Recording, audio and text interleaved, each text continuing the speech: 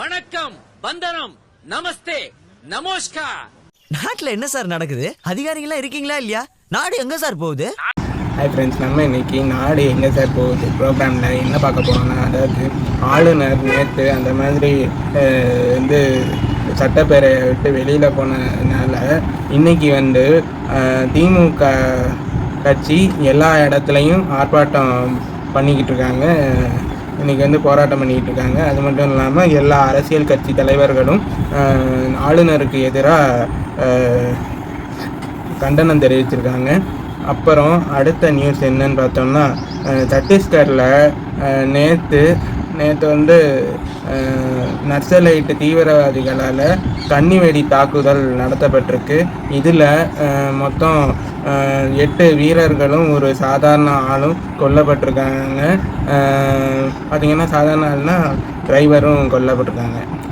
அதாவது என்னென்னா, சனிக்கிழமை ராத்திரி நள்ளிரவில் இந்த மாதிரி துப்பாக்கி சூடு நடந்திருக்கு. அதில் மொத்தம் 5 நக்சலைட்டு தீவிரவாதிகள் கொல்லப்பட்டாங்க. அதுக்காகத்தான் என்ன பண்ணியிருக்காங்கன்னா, இந்த சத்தீஸ்கர் வனப்பகுதியில் வீரர்கள் இப்படி ரோந்து பணி நடத்தினப்போ நக்சலைட்டு தீவிரவாதிகள் கன்னிவெடி வச்சு வீரர்கள் காரில் வந்துட்டு இருக்கும்போது கன்னிவெடி வச்சு அவங்கள கொண்டு இருக்காங்க. இதில் 8 வீரர்களும் ஒரு டிரைவரும் இறந்துருக்காரு. அப்புறமா அடுத்த நியூஸ் என்னன்னு பார்த்தோம்னா, இந்த ஹெச்எம்பிவி வைரஸ் நம்ம நாட்டுக்கெல்லாம் வராதுன்னு நினச்சோம். ஆனால் சென்னை, பெங்களூர், அதுக்கப்புறம் ஹைதராபாத் இந்த மாதிரி இடத்துலலாம் வந்திருக்கு. அதுவும் இல்லாமல் 5 குழந்தைங்களுக்கு இந்த ஹெச்எம்பிவி வைரஸ் கண்டறியப்பட்டிருக்கு, உறுதி செய்யப்பட்டிருக்கு. இதனால் பரபரப்பாக இருக்குது. ஆனால் என்ன சொல்லியிருக்காங்கன்னா, இங்கே பாருங்கள், இந்த வைரஸ் சாதாரண வைரஸ் தான், இதை பார்த்து யாரும் பயப்பட வேணாம், அதனால யாரும் ரொம்ப டென்ஷன் ஆகாதீங்க, இதனால் ஒரு பிரச்சனையும் வராது, இது சாதாரண வைரஸ் தான் அப்படின்னு சொல்லி நம்ம தமிழ்நாட்டு சுகாதாரத்துறை அறிவிச்சிருக்காங்க. அப்புறம்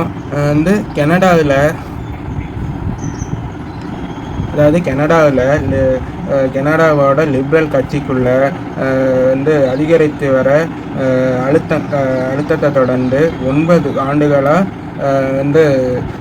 ஜஸ்டின் ட்ரூடோ பிரைம் மினிஸ்டராக இருந்தார், பிரைம் மினிஸ்டர் பதவியில் இருந்தார். அவர் இப்போ அந்த பிரதமர் பதவியை ராஜினாமா செஞ்சிருக்காரு, பதவியிலேருந்து விலகியிருக்காரு ஜஸ்டின் ட்ரூடோ. இது அவரோட லிபரல் கட்சி ஒரு புதிய தலைவரை தேர்ந்தெடுக்கிற வரைக்கும் மட்டும்தான் பதவியில் நீடிக்க போகிறதாகவும், மார்ச் 24ஆம் தேதி வரை நாடாளுமன்றத்தை தற்காலிகமாக ஒத்திவைக்கப்படும்னு சொல்லியிருக்காரு ஜஸ்டின் ட்ரூடோ. இதுதான் இன்றைக்குள்ள நியூஸு. லைக் பண்ணுங்கள், ஷேர் பண்ணுங்கள், சப்ஸ்கிரைப் பண்ணுங்கள். பாய். இன்னொரு வீடியோவில் பார்க்கலாம்.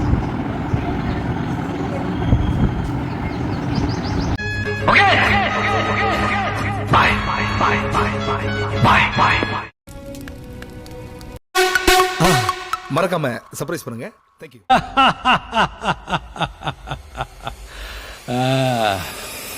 முடிச்சிடலாமா?